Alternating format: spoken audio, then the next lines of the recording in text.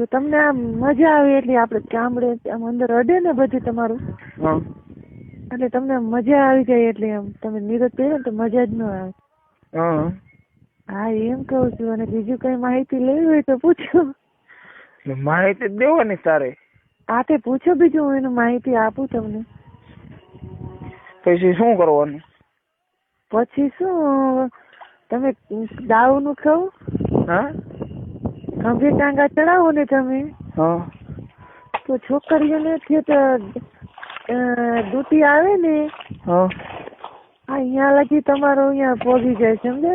ખંભે ટાંગા ચડાવો ને તો.